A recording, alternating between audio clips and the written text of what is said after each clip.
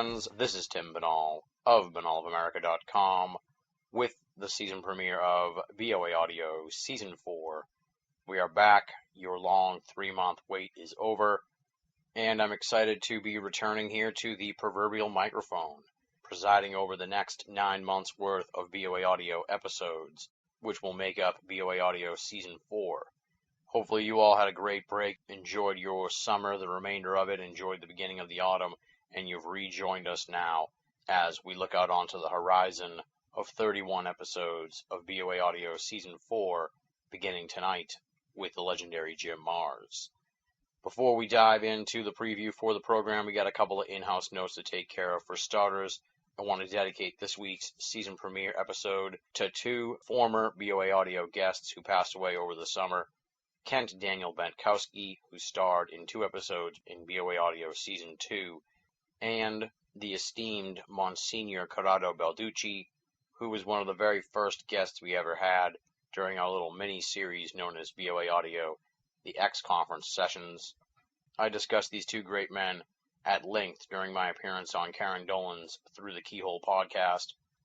But let me just say, I really enjoyed working with both of these guests, and they are greatly, greatly missed. Our thoughts and prayers, of course, go out to their friends and family. And, as noted, the season premiere of BOA Audio Season 4 is dedicated to them. On to our other in-house note. Thankfully, it's some happier news. It is my pleasure to announce the winners of the BOA Audio Baseball Special Predictions Contest. With an astounding 4 out of 8 predictions, ultra-popular ufologist and historian Richard Dolan, the venerable Jim Marrs. Longtime listeners know there's only one way to kick off the season, and that is with Jim Marrs.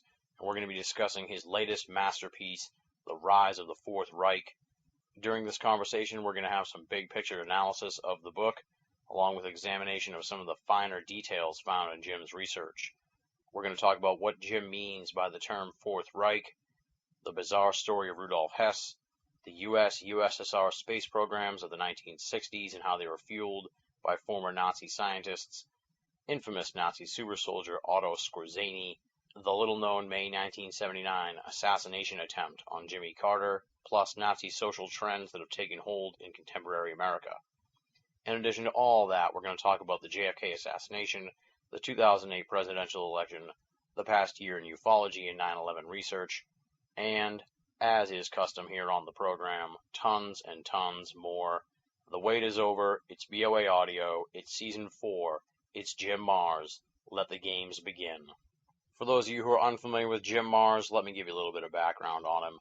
After graduating with a degree in journalism from the University of North Texas, Jim Marrs served in the U.S. Army, after which he became a reporter for the Fort Worth Star-Telegram. Jim worked for and owned several Texas newspapers before becoming an independent journalist/author. His in-depth investigative book, Alien Agenda, has been cited as the best-selling nonfiction book on UFOs in the world, having been translated into several languages. He is the author of the New York Times bestsellers Crossfire, The Plot That Killed Kennedy, a basis for the Oliver Stone film JFK, and Rule by Secrecy, The Hidden History That Connects the Trilateral Commission, the Freemasons, and the Great Pyramids. Other books by Jim Marrs include Spies, The Terror Conspiracy, and his latest book, The Rise of the Fourth Reich. His website is www.jimmarrs.com, JIMMARRS.com. Check it out. You've waited long enough, my friends. Let's rock and roll. This interview was recorded on September 17th, 2008. The legendary Jim Marrs talks about the rise of the Fourth Reich on the season premiere of BOA Audio Season 4. Ladies and gentlemen, welcome to the season premiere of Binnall of America Audio Season 4. As the longtime listeners of the program know, we always kick off the season with someone who was hugely influential in my interest in the esoteric. If it wasn't for our season premiere guest, Jim Marrs, I wouldn't even be doing this show. You can kind of blame him, I guess, for Binnall of America, because he was definitely one of the inspirations for me to look into the whole world of esoterica and esoteric mysteries. We closed out the season premiere last year with a tease for The Rise of the Fourth Reich, which was released this past June, and we're going to dive in and discuss The Rise of the Fourth Reich with him today here on the show. outstanding book. It's a tour de force. I just finished it last night. I loved it. Highly recommend it. It's another classic Jim Marrs tome here, so you got to pick it up, folks. He's part of the fabric and the foundation of this program. He is the legendary Jim Marrs, kicking off the 4th season. It's just a real pleasure and an honor to speak with you again, Jim. Welcome back to Binnall of America, and thank you for helping us kick off the new season of BOA Audio. Well, it's my pleasure, Tim, and congratulations on jumping into a whole new season. Thank you very much. As the leaves start to turn, I know I'll be talking to Jim Marrs again, so it's always I always enjoy that part of the season. Well, let's talk about the rise of the Fourth Reich, because you sort of teased it at the end of last year's season premiere. You said all you could tell us was the title, and now, of course, it's been out, and as I said, it's a tour de force and just another outstanding piece. It's like an updated version of Rule by Secrecy, sort of puts part of Rule by Secrecy under the magnifying glass and really draws out a lot of stuff. It's amazing. I highly recommend it. What made you decide to sort of tackle this issue next? I know last year we had you on for the re-release of Sci-Spies, and before that it was 9/11 you were talking about, but now you've gone back, you've looked at World War II, you looked at the Nazi influence that's spread across the globe since World War II. What made you decide to sort of go in this direction and put together Rise of the Fourth Reich? Well, as you so correctly surmised, this is kind of a follow-on to Rule by Secrecy. I wanted to bring it up right up to the date and show some of the trends and some of the fads and some of the things that are happening in our society today. And when you look at who's behind all that, the people who own the multinational corporations, the Bilderberg Group, the Council on Foreign Relations, the Trilateral Commission, which are playing a prominent role in this current election. Behind John McCain is Henry Kissinger and the Council on Foreign Relations, and behind Obama is Zygmunt Brzezinski and the Trilateral Commission, which was created by David Rockefeller and an offshoot of the Council on Foreign Relations. So you got the same people controlling both ends of the spectrum, and of course they keep everybody from looking at that by distracting them with, well, I didn't like the dress she was wearing today, and he said something, but that's not really good, and blah, blah, blah, blah, blah, blah, blah, and it just keeps us totally off balance and totally not looking at the reality of what's going on. Before I get into more, let me try to set a few things straight for you, Tim, okay, and your listeners. When I say the Fourth Reich, of course, I am extending out from Hitler's Third Reich. But the German word for Reich, with a capital R, simply means empire. And I don't think there's anybody today that can reasonably argue that America is not the preeminent empire in the world today. And then, but what's interesting is that in the German Reich with a small r means wealthy or rich. So it's not too much of a stretch to say that Reich means an empire of the wealthy. Mm-hmm. And I think we can see that that certainly is today. The main thing I want to point out is when I say that America is becoming a Fourth Reich, I don't want people to get the idea that I'm saying that America's been taken over by goose-stepping Germans, okay? Yeah. That's not it at all. It is the people, the families, the corporations, some individuals who actually funded Hitler, promoted Nazism before, during, and after World War II, then brought Nazis over to this country and began to infuse the National Socialist doctrine into the United States and has changed our once free democratic republic into a centralized government practicing National Socialism. And the acronym for National Socialism is Nazi. So when I say they're Nazis, I'm not talking about Germans. I'm talking about people with a National Socialist ideal. In fact, when you hear the term neoconservatives or neocons, as the Bush administration has been packed with, just understand that they are simply National Socialists masquerading under the name neocons.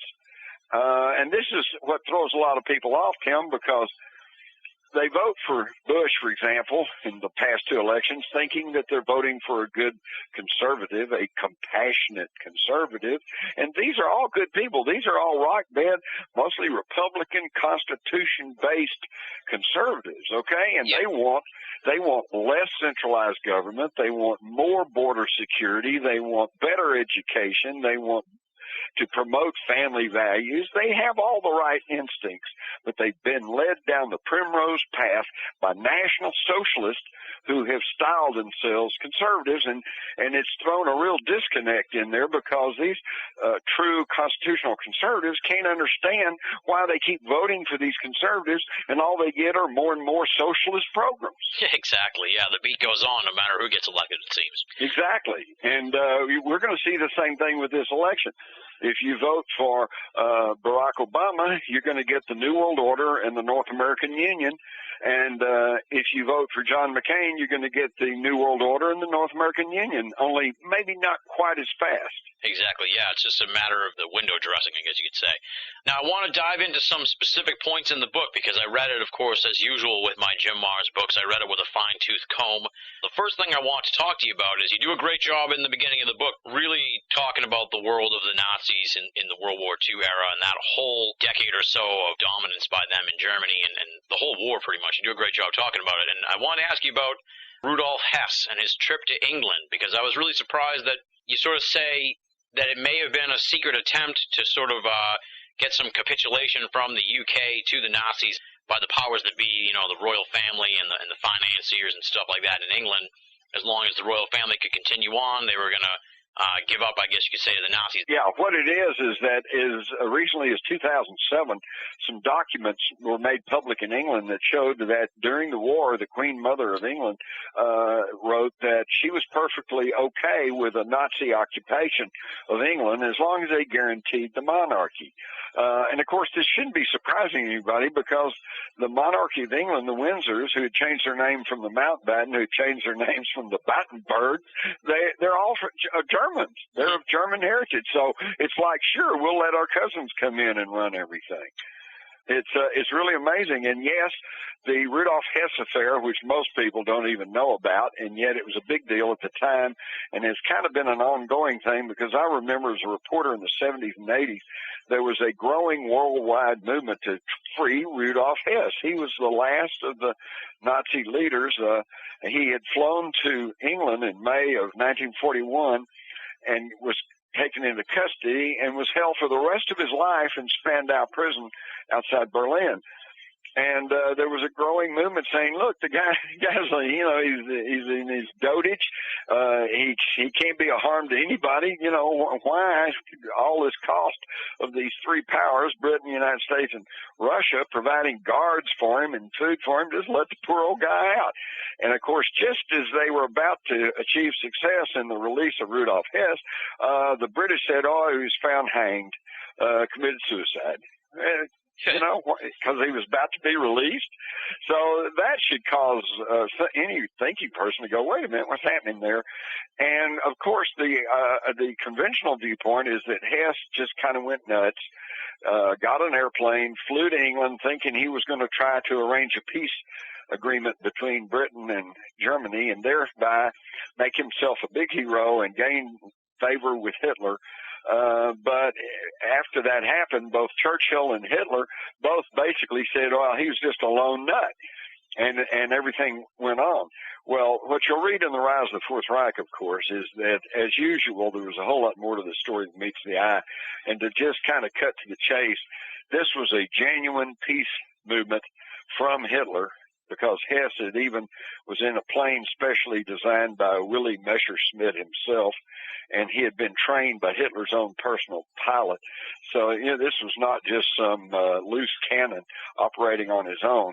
This was an effort to try to reach a peace agreement with the royals in England so that when Hitler was forced to attack Russia in June of 1941, and that's another huge issue which we'll probably want to talk about in a minute. But he wanted to make sure that he had his back covered and he didn't have to worry about fighting with England. But but the whole thing blew up because Hess got lost. He couldn't land where he was supposed to. He ran out of gas. He was forced to bail out, and he was captured. He broke his ankle, and he was captured by a farmer with a pitchfork who turned him over to the Home Guard. And the whole thing, which was supposed to be a secret mission, turned out to, blow into the public. So everybody had to disavow him. And when you read the whole account, you'll find out all the connections with the British Royals, and even the connection with Prince Barnhart, who later created the Bilderbergers and who had been a Nazi SS officer.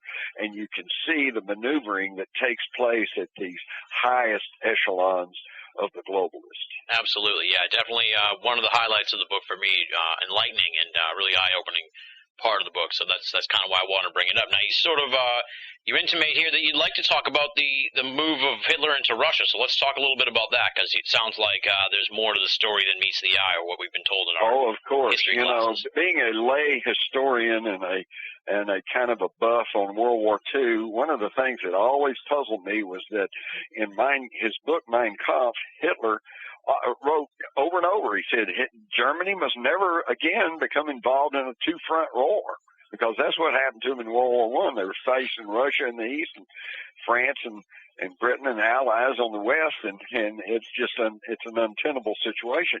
So he said, we must never do this again. And yet in June of 1941, he launches Operation Barbarossa, which was the attack on the Soviet Union. And I never could understand, why in the world would he do that, okay? Did he just wake up one morning and say, gee, I think I'll attack Russia today? What we are now finding out, and what essentially turns history on its head, is that with documents and narratives coming out of the old Soviet Union, from Russia today, we are now learning that Stalin had decided he would never be able to bring communism to Western Europe through free votes. So he was getting ready to launch a military invasion of Europe in July of 1941. So in other words, and the only force that stood a chance of stopping him was Germany. And even that, it was way off balance. Stalin had more than 20,000 tanks, some of them the heavy KV models, and even some of the new T-34s that were coming online, whereas Hitler only had 3,600 tanks, and most of those were lightweight PK2s and 3s. So what do? If you know you're about to be attacked by a superior enemy, you launch a preemptive strike. Mm-hmm. So instead of waiting till July when Stalin was going to attack, Hitler attacked in June. And as a result, his small number of panzers were able to punch right through the Russian lines, and they were able in a short period of time to just scoop up whole divisions, whole armies. It was just a magnificent display of the blitzkrieg in action, and is a textbook example of how to encircle and entrap your enemy. But now we see the reason for that success. The Russians were not in defensive positions. They were in offensive positions. They were poised to attack. Yeah.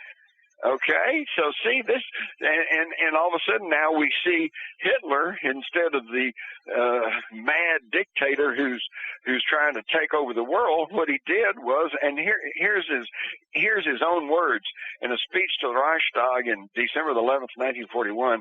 He said, "If the wave of more than 20,000 tanks, hundreds of divisions, tens of thousands of artillery pieces, along with more than 10,000 airplanes, had not been kept from being set into motion against the Reich, Europe would have been lost." Whoa. Yeah. Hitler, the savior of Europe from communism. We don't ever get taught that in school. Exactly, yeah. The whole scene back then was amazing stuff. And another point here in the book that I wanted to talk to you about, because it really was intriguing, we're sort of moving ahead in time here, the space race, and how it seemed like the Project Paperclip Germans who were brought over to America, they were keeping in touch and sort of working, it seems maybe hand in hand with the, for lack of a better term, Russian Project Paperclip guys that were brought over from Germany to Russia. So talk a little bit about that under the radar, working together by these two different factions of Germans. Before you can understand that, you have to understand that it was Wall Street financiers and Bank of England financiers who funded and created communism in Russia back at the time of World War I. But then they grew fearful because the communists in Russia created the Internationale, and they were talking about workers of the world unite. And, you know, why should you be working for a petty salary when you're doing all the work and you're producing the goods, and it's the capitalists that get all the money, you know? And so we've created a Frankenstein monster here. Yeah.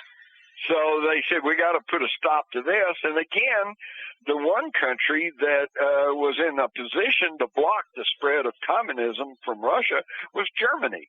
So they went into Germany and they found an army intelligence agent and who had been infiltrated the German Workers' Party and said, you'll like these guys. They want to do away with the Versailles Treaty. They want to rearm Germany. And they think the Jews were responsible for our defeat, yada, yada.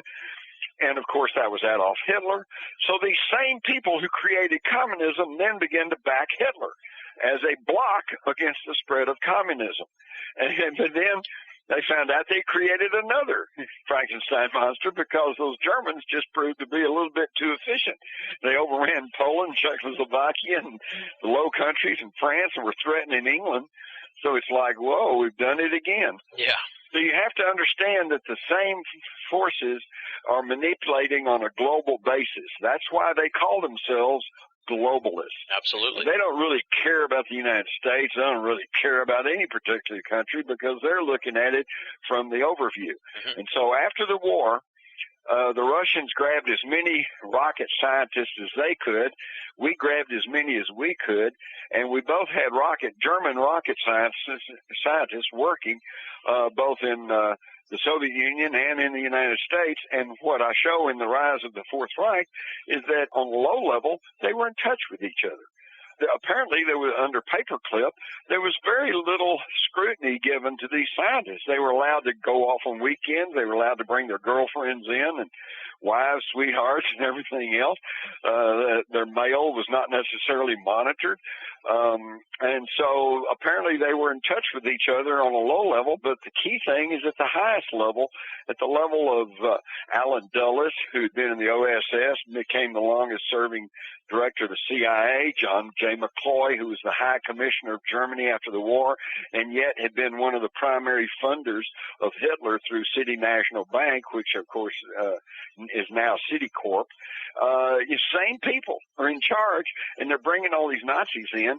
So the idea seems to be is that we know that the Russians achieved early space successes because they were building huge heavy lift rockets that just throw something up in the orbit, while we were working on guidance systems and computer control, and that's why they got a little ahead of us, because they were able to put the first satellite up, Sputnik. They were able to put the first man into space, Yuri Gagarin, first woman in space, first dog in space, and it was starting to make us look bad. And that's why Kennedy in 1961 proclaimed that he pledged that we were going to put a man on the moon by the end of the decade, because we had to show that we were at least as good as the Russians.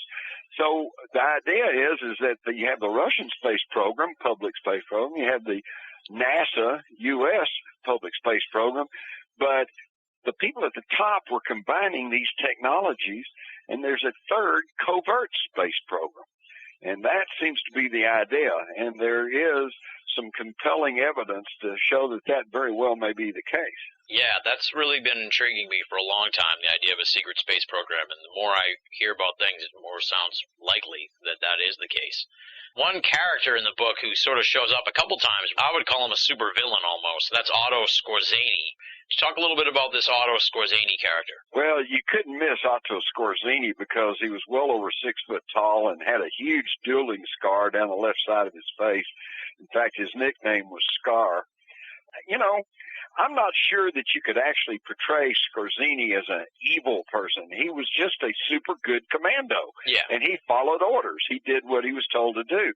He came to prominence in September of 1943 after most people, again, they don't pay attention in history class, so they don't know any of this stuff, but you'll learn in The Rise of the Fourth Reich that with the invasion of Italy by the Allies, the Italians switched sides. They said, okay, that's it, we give up. And they overthrew Mussolini, and they put him under arrest, and they put him in a mountaintop hotel retreat, holding him incommunicado, except Hitler knew where he was, so he sent Otto Skorzeny and some German paratroopers, and they made a daring daylight raid on this hotel, and they captured Mussolini without firing a shot. And then on a very hazardous takeoff, just barely managed to get him off the mountaintop in a small plane, took him back to Hitler. Hitler proclaimed Mussolini the true ruler of Italy, and the war in Italy continued till the absolute end of the war, although we were mostly fighting the Germans and not the Italians. Okay, so that brought Skorzeny, to world prominence as far as recognition goes. And it was just a few months after that, according to my sources, and that I quote there in The Rise of the Fourth Reich, it was Otto Skorzeny who led an SS battalion into the Languedoc region of southern France in the foothills of the Pyrenees Mountains, the home of the Cathars, who were the victims of the Vatican's Albigensian Crusade, and the home of the Knights Templars, who had brought back all these secrets and treasure from the Middle East to possibly including Solomon's treasure. And on March the 16th, 1944, Skorzeny sent a one-word telegram back to Berlin saying, Eureka, which means I found it. Yeah. And it was signed Scar. So apparently the Nazis got hold of the legendary treasure of Solomon. Incredible. Yeah, just an amazing character. I'm surprised there hasn't been a movie about this guy yet, or maybe there hasn't. I just haven't heard about it yet. But no, I don't think so. But see, that's interesting too. I mean, not only is there all this, it sounds like it'd all make a great movie, but you never see this stuff either in the movies or even in the history books. So that's why I feel like it's my obligation as a journalist to dredge this stuff up and present it to people. Absolutely, yeah, and that's why we have you on the show every season, because you always bring the goods. Now I'm going to jump way ahead in time here to something that just completely blew my mind, and that's this Jimmy Carter assassination attempt by two characters, Raymond Lee Harvey and Osvaldo Ortiz. I mean, you couldn't make this stuff up. I mean, this is amazing stuff. No. In fact, a lot of people say, well, you're just making that up, so I have to pull out the Newsweek article and show it to them. No, it actually happened. In fact, if you'll go back and really study it, you'll find that Jimmy Carter was already under the gun for being a kind of a wishy-washy, do-nothing president. And so he had asked for national television time in the late spring of 1979. And the pundits were saying that he was going to announce sweeping changes within the government, okay, to show that he was really doing something. And yet he went to a Cinco de Mayo Hispanic festival out in Los Angeles where he was under assassination attempt by Lee Harvey and Oswaldo. And these guys were just street people who said that they had been hired by these gunmen who had come up out of Mexico, and they were supposed to create a diversion, and these riflemen were going to take out Jimmy Carter. And, boy, they downplayed it at the time, act like, oh, there's nothing to that, and yet both those guys were held in lieu of $500,000 bond and charged with attempted assassination of the President of the United States, and then they just dropped out of sight.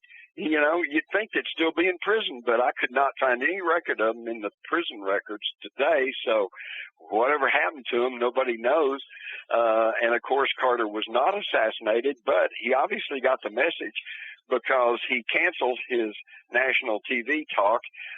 He went into seclusion at Camp David, called in everybody, including the preacher Billy Graham, and was quoted as saying, I've lost control of the government. And again, we see the hidden Nazi mechanizations that were taking place to alter and change and guide the course of history in this country. That was just amazing. I never even heard that story. And I'm sort of like wondering, or I'm intrigued or confused, I guess you could say, by you couldn't really call it a coincidence that one dude's name is Lee Harvey and the other guy's name is Osvaldo. Like, what do you make of... What are the odds of that? Yeah. What are the odds of that? Exactly. No, it was a message to Carter that, we can get you just like we got John F. Kennedy. and he got the message. Yeah. But in doing this and by downplaying it, and most of the news stories about that event never carried their name. It was only in this Newsweek article and maybe one or two other places. And, of course, it just gets swept under the rug. And like yourself, you didn't even hear about this story, and most people have not. Well, they have now, thanks to rise of the Fourth Reich, so I'm glad it got out there. Now, right next to that in the book is a story here about the chicanery involved with Ronald Reagan and the vice presidential pick. I mean, this has been kind of discussed before in the past, but I found it really interesting. You sort of lay it out that a lot of that sort of was the doing, in a way, of the media. Like, they created the story and then they wagged the dog, if you will, and pushed it so hard that Reagan had to go in the other direction and pick Bush, it seemed. That's right. Reagan, who had pledged during his campaign that he would never allow George Herbert Walker Bush into his government, nevertheless backed off and said, oh, yeah, and in the middle of the convention when the national news media was calling for a dream ticket, which would have been Reagan with former President Gerald Ford as vice president. Of course, they were already saying that since Ford had been president, then he should get to choose half the cabinet. Well, so Reagan, being faced with the prospects of half a government, rushed into the Republican National Convention in the middle of the week, late at night, about 11 o'clock, 11:30, and said, well, let's put to rest all these rumors and everything. I choose George Bush. And again, we see the manipulation that's going on. John Dean, who was the White House counsel to President Nixon, in a recent book called Broken Government, stated, it's been new on Capitol Hill since about 1997, and about 3 years after the GOP gained control of the House. It's been new to the White House since 2001 with the arrival of George W. Bush and Richard B. Cheney, although its roots first emerged during the Nixon presidency and began blossoming in the Reagan-Bush senior years. So what's he talking about? What blossomed? What was gaining control in this country? Well, if you ask John Dean, he would probably say neoconservatism. But as I've said before, when you hear neoconservatism, just think National Socialism. It was this Nazi doctrine that was beginning to take charge in this country. Again, you have to understand that under National Socialism, you have fascism, and fascism is defined as the blending of state or government power with corporate power. And there's really no question, I don't think anyone would try to argue today, that this country is not run by the large corporations. In fact, Mussolini, and you'll hear his quote in my book, The Rise of the Fourth Reich, said fascism may not really be the correct term. Said the correct term is corporatism, ruled by the corporations. Mm-hmm. And that's what we see happening today. Now, Tim, here's the only difference between fascist Italy and Nazi Germany in the United States today. In Germany and Italy, the state, the government, gained control over the corporations, and it was that blending of state and corporate power that produced fascism. Mm-hmm. In modern America, the corporations have gained control over the state. Yeah.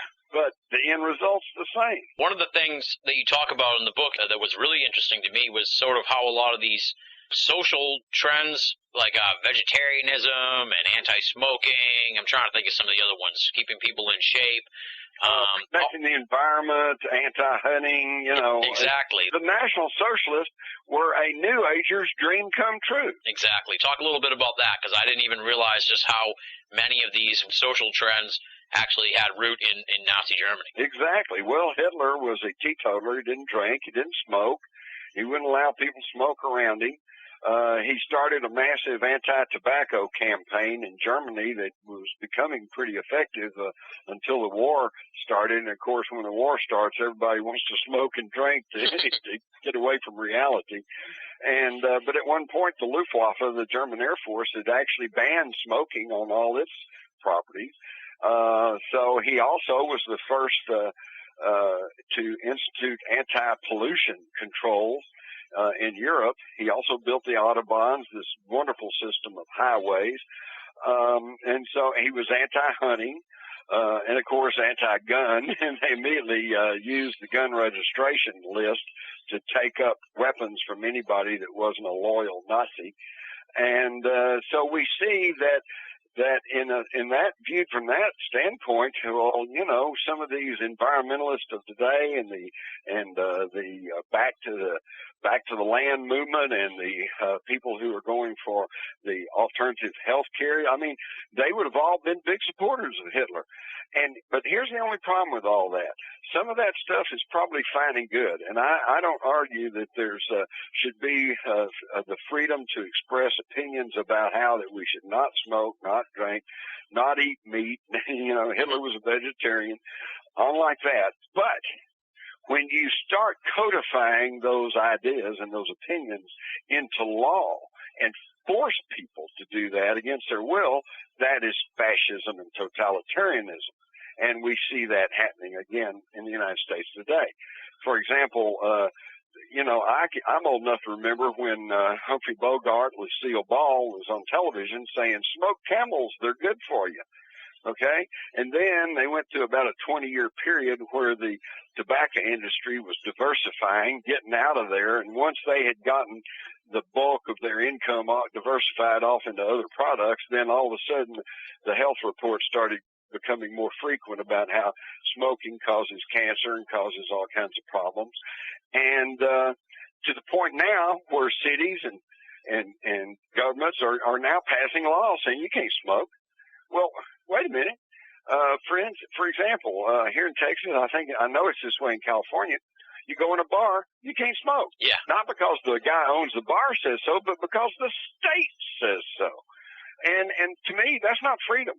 Freedom is the guy that owns the bar or the restaurant should be the guy or the person to decide. If the bulk of his customers do not want people smoking in there, then he has the full right to put up a no smoking sign and say, you know, if you want to smoke, you're going to have to go somewhere else. But if you have an old bar and everybody comes there to smoke and drink and everybody wants to, then where's the state got the right to come in and tell you you can't do that? Exactly, yeah. They're just telling everybody how to live their lives nowadays, it seems. Exactly. And we see that all the way from the smoking and from control over public places to the schools. You can't even put up the 10 Commandments anymore on the wall, you know? Yeah. Well, what's that got to do with anything? Number one, nobody has to read it.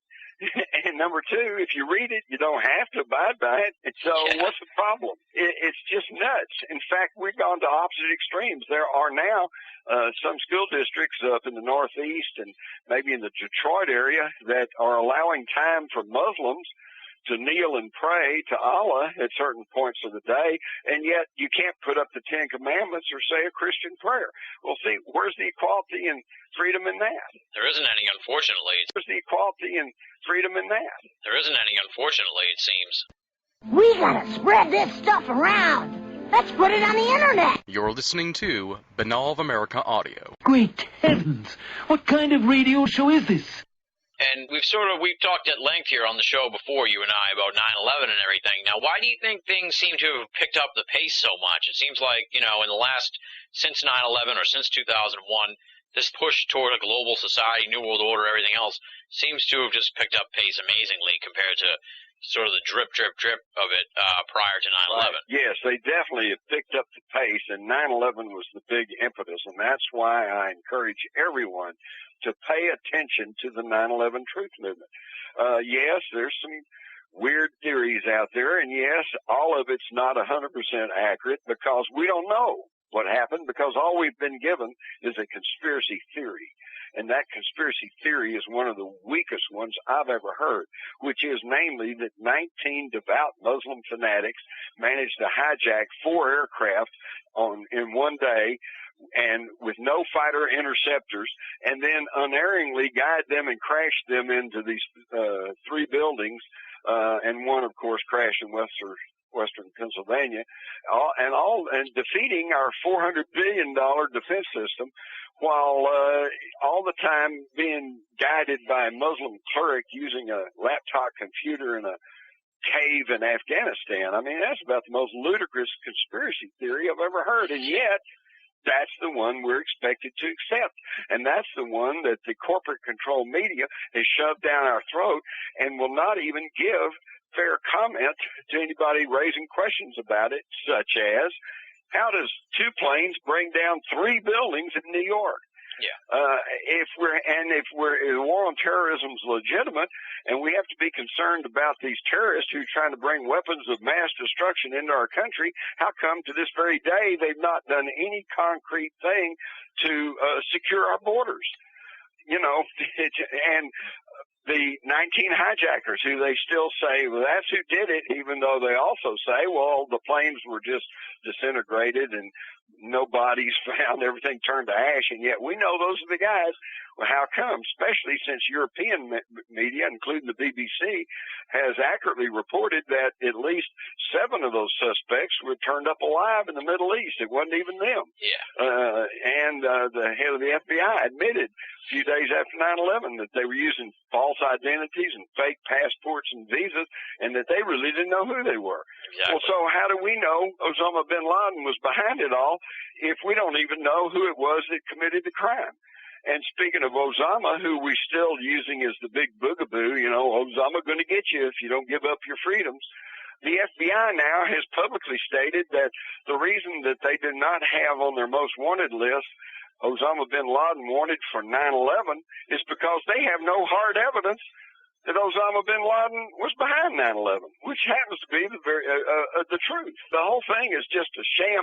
And again, when you go back and see how Hitler seized power in Germany, he was in the early January of 1933. Hitler was just chancellor. He was like the vice president. Hindenburg was the president. And but then towards the about a month or so later, their parliament building, the Reichstag, caught fire and was gutted. Well, in those slower, kinder times, that was as big a shock to the German nation as 9/11 was to us. And then Hitler steps up and says, well, give me the power and I'll take care of those communist terrorists. And so they rushed through the Enabling Act, just like we rushed through the Patriot Act. And the same thing started happening. The demand for national identity cards, gun registration and confiscation, the creation of detention centers, which quickly grew into concentration camps. I mean, all of this is happening in this country right now, despite what anyone wants to believe, pro or con. Exactly. FEMA camps are a reality. They're here.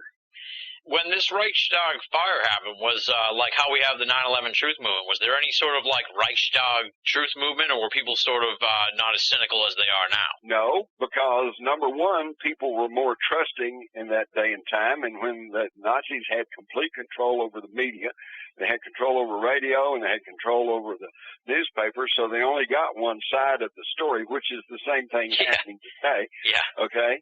And there was fear. If you tried to get up and say something, the Gestapo showed up and you disappeared, or the Nazi brown shirts would show up and bust all your windows and tear up your store and break into your home. So people just didn't want to act up, and we see the same thing today, although I don't know of any instance where somebody's actually had their store wrecked or their home wrecked or something. But let's face it, Tim, a lot of people today, I hear them, they come up to me after meetings and talks and stuff, and they say, aren't you afraid to speak out about this? Aren't you afraid they're going to come get you or something? So that fear is still here. Yeah, absolutely. And one question I wanted to ask you, been wanting to ask you now for like the last couple of years, and it seems to keep falling off the notes, but I managed, since we have some time here today, to get it in there. Now, obviously, you're a master of research into the JFK assassination, and you've seen, conversely, how this 9/11 truth movement has grown. Had the internet been around back in '63, do you think where we're at right now as far as what we know about the JFK assassination, do you think things would have changed at all if there was internet back then? Yes, I think so, because it's taken us 42 years or so to finally garner enough information and put it into the public that now most thinking people, in fact, polls show 85%, almost way up there, now understand that Kennedy was killed as the result of a conspiracy. And this conspiracy was covered up, if not orchestrated, by the highest levels of power in the United States government. If the internet had been active in 1963 and 64 and 65, we probably could have known what we now know by 1970. Okay. But the media was controlled. The information didn't get out. And it was only after 42 years of books and whatever. And, of course, now the Internet, that information's just ballooning because documents, photographs, all kinds of evidence can come forward.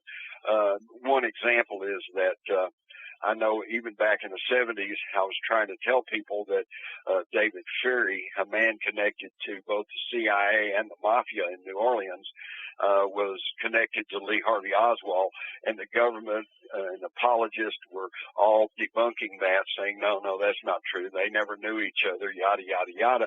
And finally, in the late 70s, or maybe even into the 80s, public television finally aired a documentary, and in there they made public a photograph showing Ferry and Oswald together at a Civil Air Patrol meeting. So all the stuff that for years the government denied, all of a sudden nobody got up and said that's not true. It's just like all of a sudden, well, we all knew that, and we just move on.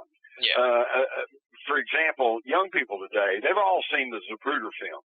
What they don't understand is that nobody saw the Zapruder film for more than 15 years after the Kennedy assassination. Wow. How did it end up getting out in the first place then? Well, because Time Life, who was headed by these very globalists, okay, they bought the rights to the Zapruder film, and although they selectively published still frame photographs, including reversing the order of two of these frames that would make it look like he was shot from the back and he fell to the front, when in reality he was shot from the front and fell to the back.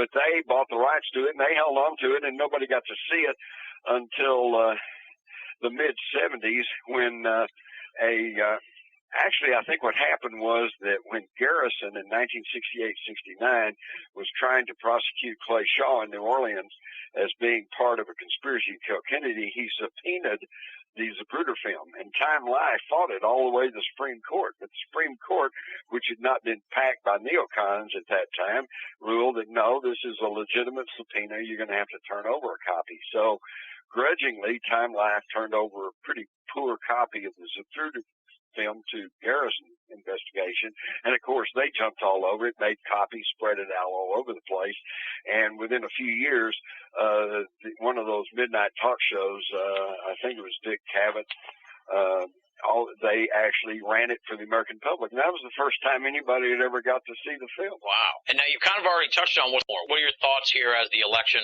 heats up, and where do you think it's headed, and what do you expect for whomever is the new president in January? Well, considering the rapid disintegration of our economy, there are those now who are claiming that there may not be an election.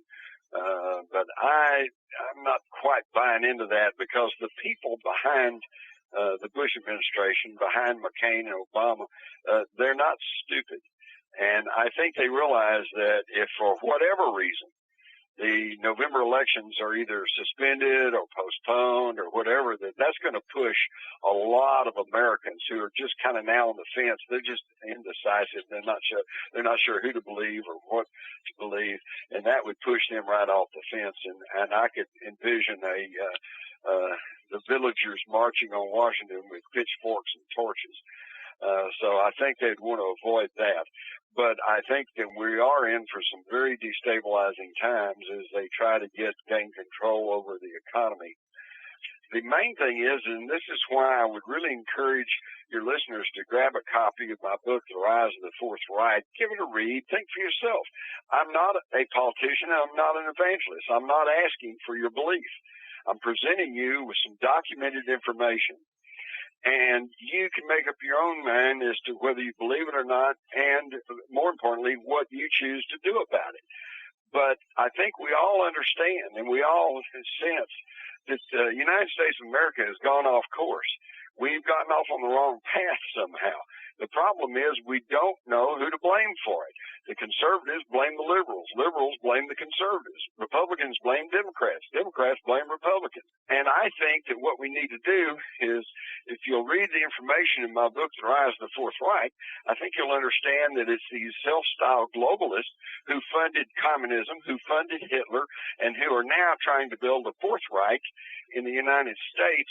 These are the ones we need to stand and point the finger to and say, these are the people behind all this, and we need to quit being divided and conquered and stand up as one, as Americans, black, white, red, yellow, Jew, Christian, Muslim, it doesn't matter. If you believe in America, we need to stand up and say, we're Americans and we're mad as hell and we're not going to take this anymore. Absolutely, yeah. And you sort of asked the rhetorical question towards the end of the book where, you know, Germany, they sort of could look to America for deliverance, and you asked the question, where can Americans look for deliverance? That's the scary part, too, about what's going on nowadays, because there is really no superpower that's going to save us if something happens with America where it becomes, you know, even more totalitarian and insane. Exactly. We're pretty much on our own on this one.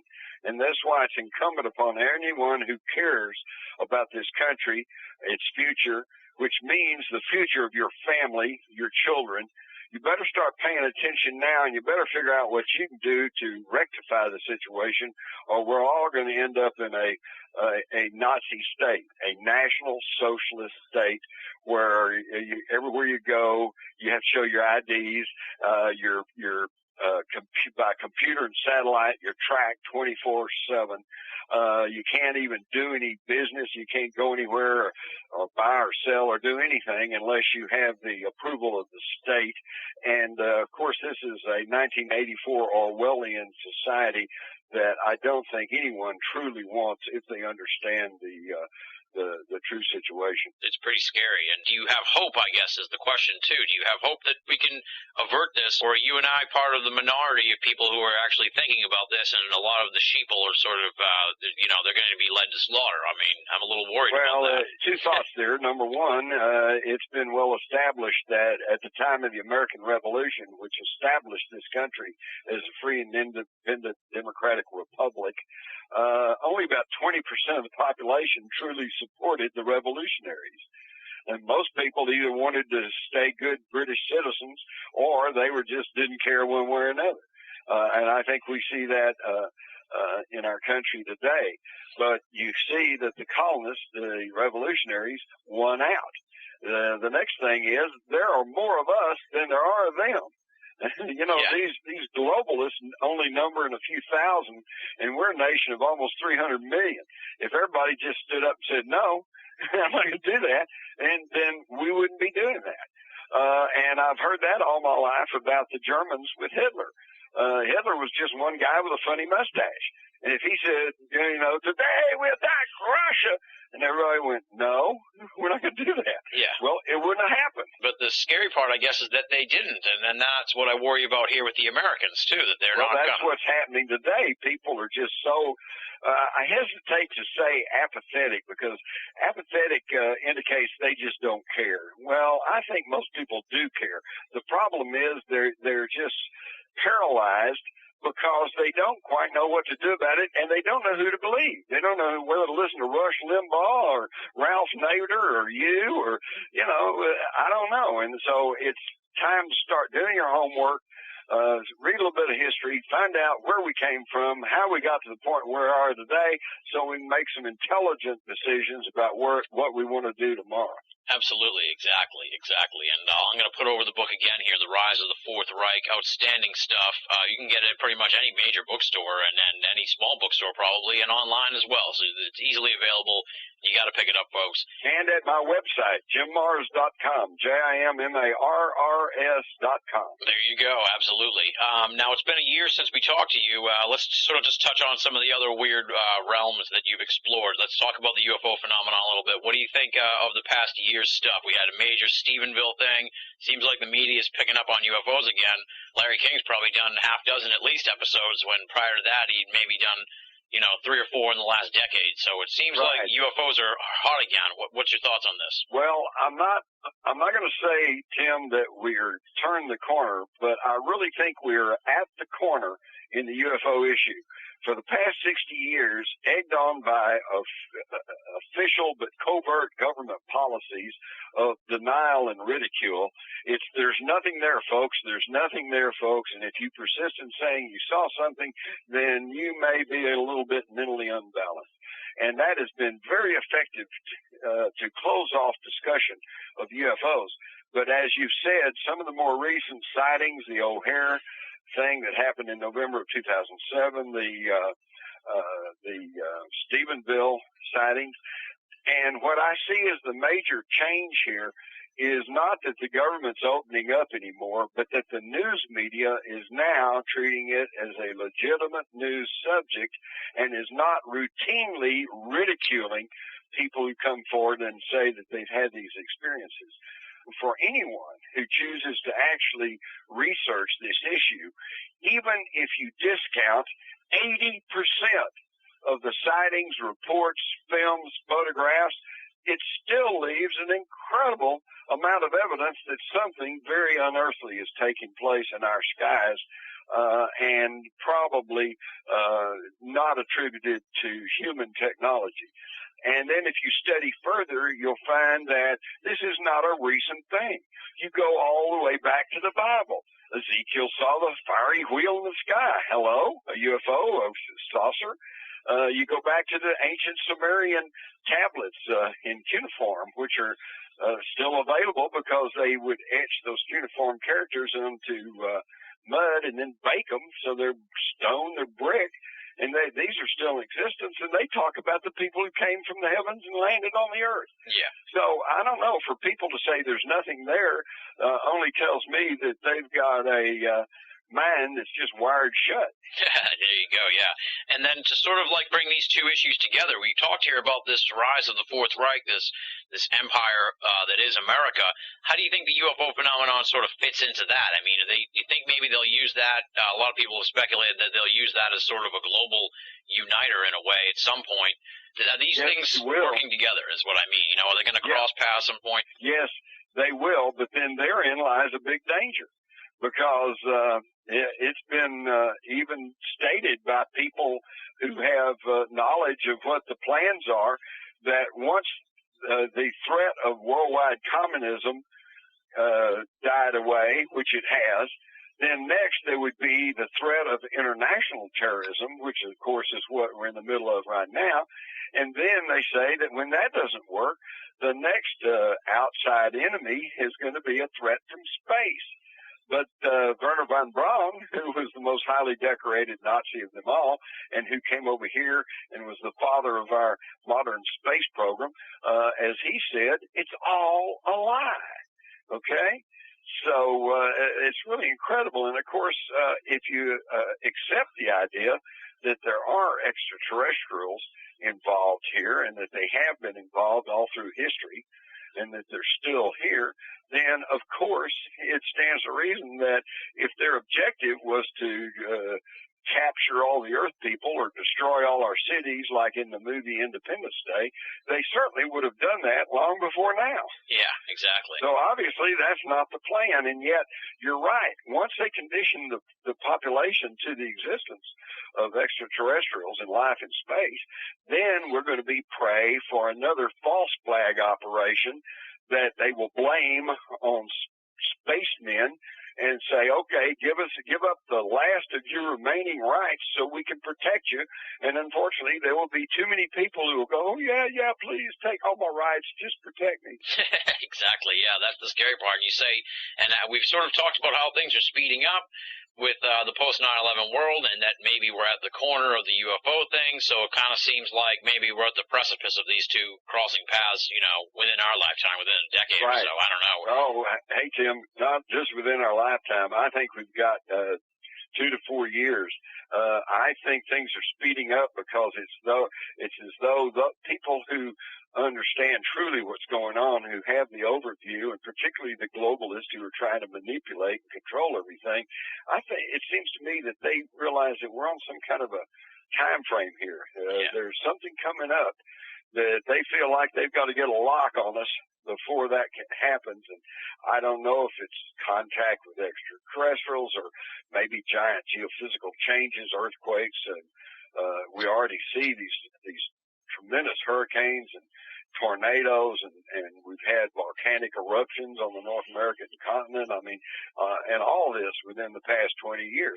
So it's like almost as though they're on some kind of time schedule, and they feel like they've got to get control over everybody so that they can maintain control when whatever's going to happen happens. And of course, most people who've studied all this, they're pointing to the year 2012. Yeah, but we can't put all our eggs in the 2012 basket because no, of course not. That's that's like and that's Y2K. Like Y2K, yeah, and in fact, you can go back to every century in recorded history. As the new century approaches, there's always those who say, "Oh, it's all over," doom is here, the end is nigh.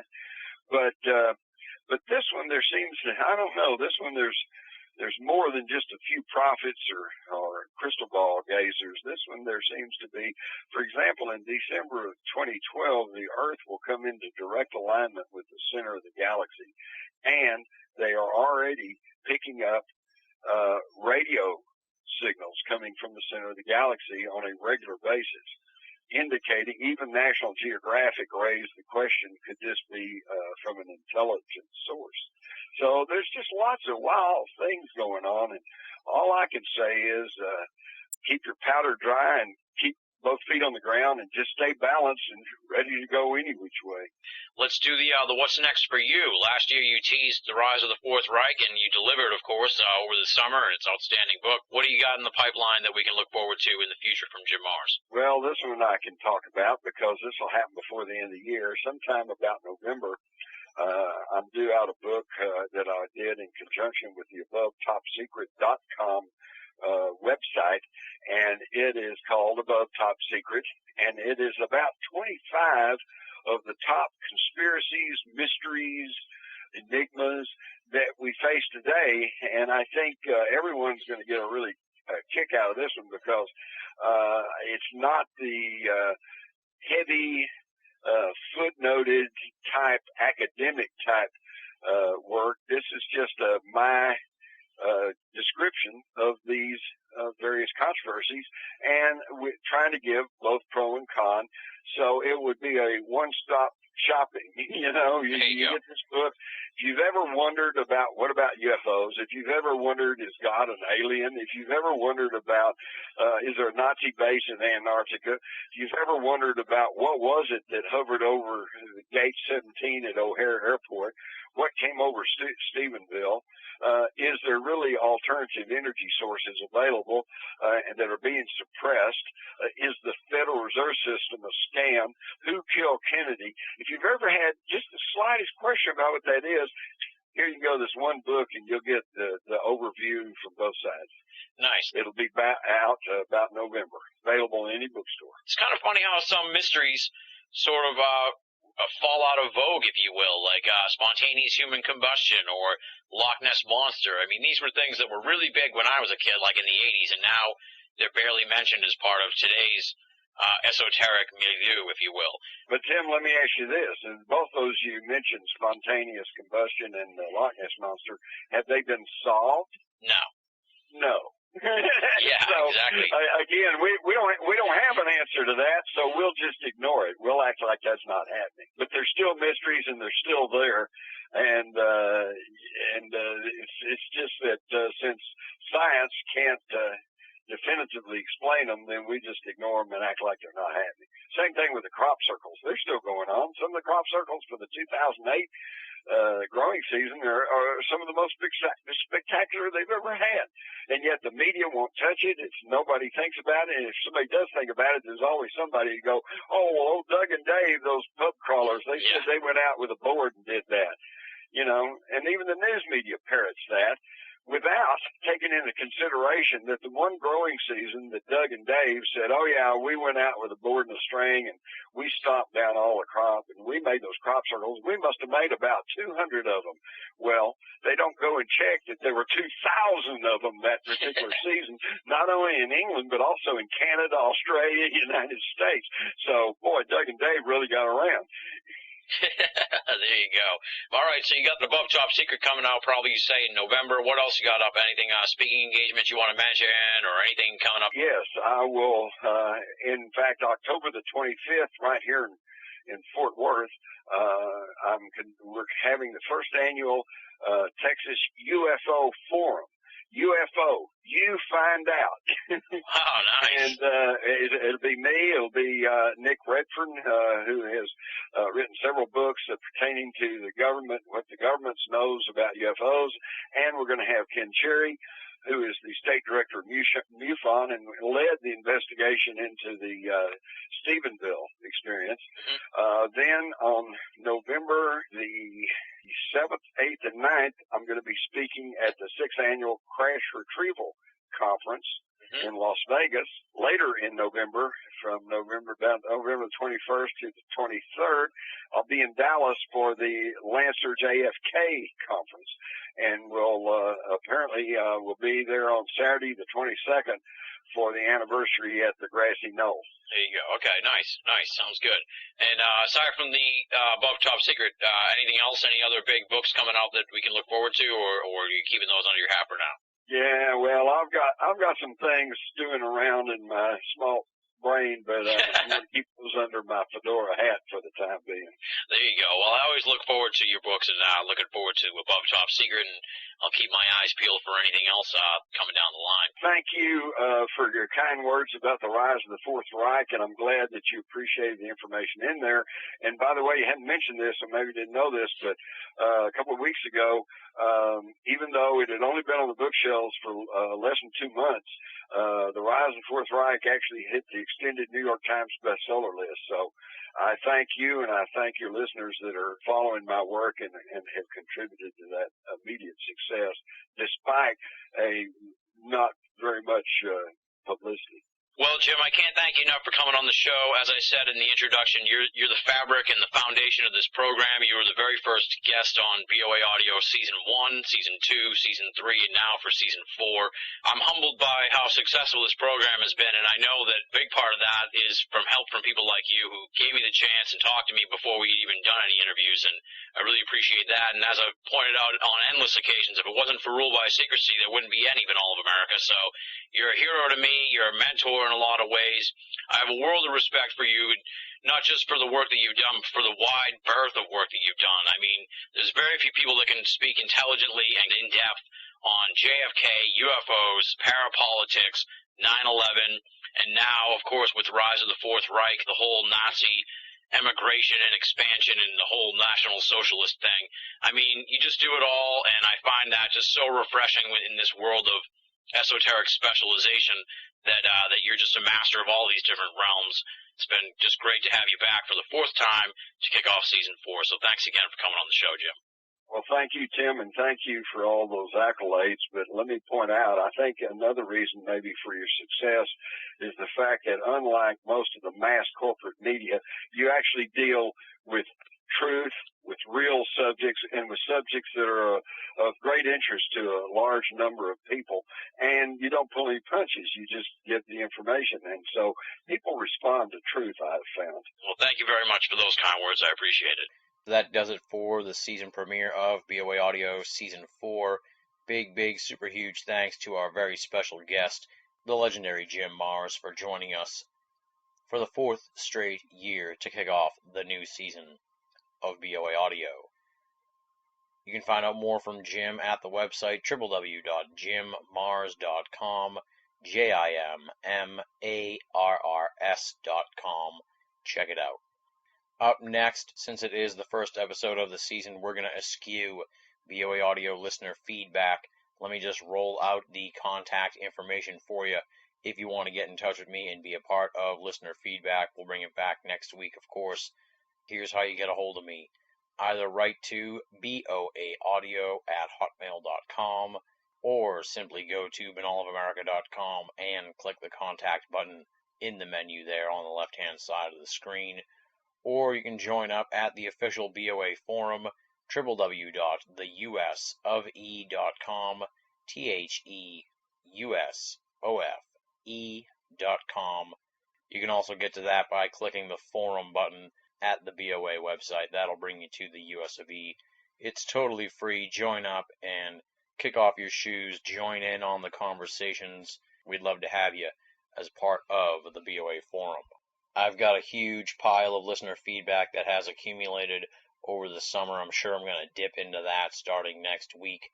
But this week, let me tell you a little bit about what I've been up to in the last few months. Traveled out to San Diego, hung out with former BOA audio guests Greg Bishop and Marie Jones. And then this past weekend, I hosted Nick Redfern here at BOA HQ as Nick was in town for the Mass Monster Mash. That was a great time. Really enjoyed hanging out with Nick and just bouncing ideas off of him as far as future projects in the world of esoterica.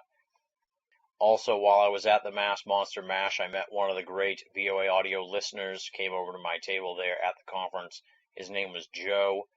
Big dude, kind of scared me at first, actually. Joe, if you're listening to this, you kind of scared me when you first met me, because he's just a big guy, and he was like, Tim Binnall.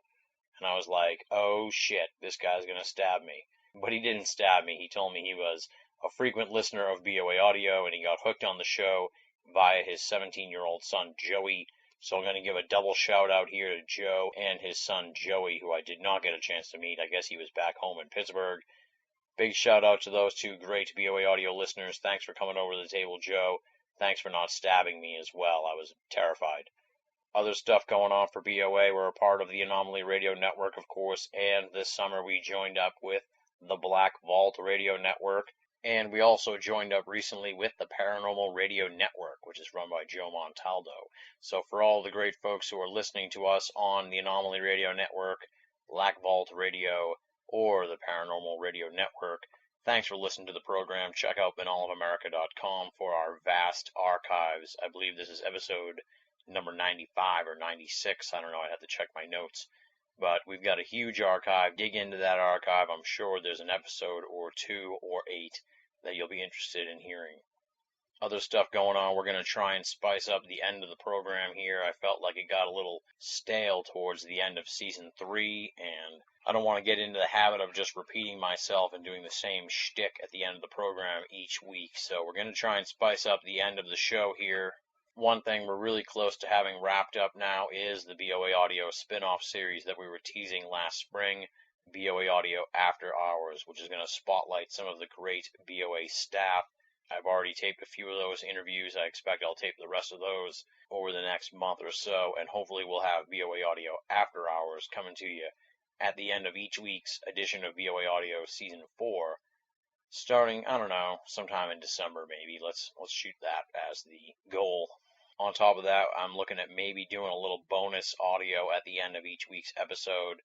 Could be a different thing each week. I did tape one on-site interview at the Mass Monster Mash, and that'll be on BOA Audio in a couple weeks. I'm also thinking about maybe doing some guest update segments there, or an extended preview of the next week's episode. You know, maybe throw a 2, 3, 4, 5 minute clip from next week's episode on the end of this week's episode. Not literally, but you know what I mean. So we're thinking about doing that maybe at the end of the show too. So I'm kind of percolating on ideas for what to do here at the end of the show, but we're going to definitely spice it up with some extra stuff and change it up a little bit here on the end of the program so people don't just shut it off. Hey, I don't blame them. Sometimes I'm kicking myself wondering why I keep repeating the same thing every week. So it's time to shake it up a little bit here at the end of the program. It's time now for the thanks portion of the program. For the last 3 months, you have not heard my voice, and chances are you haven't seen much out of me at Binnall of America. But that's not to say that there hasn't been fresh and compelling content at Binnall of America, because for the past 3 months, the outstanding BOA staff has carried the load at BOA with their tremendous weekly and bi-weekly columns. Let's run down the list of the esteemed and infamous BOA staff. Leslie, Chiron, R. Lee, Joe V., Tina Senna, Rochelle Hawks, and Richard Thomas from Wales. I can't thank them enough. They are my friends, they are the website contributors, and they are ever-growing voices in the world of esoterica, many of whom you'll be hearing from in the not-too-distant future on BOA Audio After Hours. Big, super huge thanks to the BOA staff for carrying me on their back. I'm back now with BOA Audio, and it's time to start contributing and really push the website at full strength and full speed here going on until the summer of 2009. The band is back together, and it's great to have all you listeners back in the audience as well. I've said it once, I've said it twice, I've said it way too many times, but you know what I'm talking about, folks. Binnallofamerica.com, Binnall of America.com, BOA. Make it a part of your everyday search for esoteric news and opinion. Normally, the next part of the show is the closeout part where I ask you for donations, but I think we can skip over that just this week because it is the first episode. Let's not ruin the good vibe by me running around here with my hat held out, especially in light of the current financial crisis. I do want to give a shout out and thanks to all the great folks who made donations at the end of July when we made the desperate call out for donations. You kept us afloat through the summer and into the beginning here of season 4. We've got the next 6 weeks of episodes already taped and in the can, ready for you. We've got many more after that scheduled to be taped. That is thanks in part to the great BOA listeners who made donations at the end of July and all throughout season 3. Next week on the program, it is going to be a little Halloween theme going on for BOA Audio, but it's going to be Halloween themed as only we can do on the show. Our guest is Dr. Stephen Rourke. He has been digging into the Spiritcom story for the past few years, and he has unearthed an amazing behind-the-scenes tale of what may have really been going on with the Spiritcom. Many people have heard about the Spiritcom story. It is one of the more bizarre tales of esoterica. Sort of became big in the 80s and has become a meme into itself within the ghost and EVP community. Dr. Stephen Rourke actually looked at the story, dug up a lot of documents, dug up a ton of background information on these folks who were behind the Spiritcom story, and it is unbelievable stuff. That's next week. Dr. Stephen Rourke, The Spiritcom Story, Fact or Fiction, only on Binnall of America Audio, Season 4. And on that note, we wrap it up here, folks.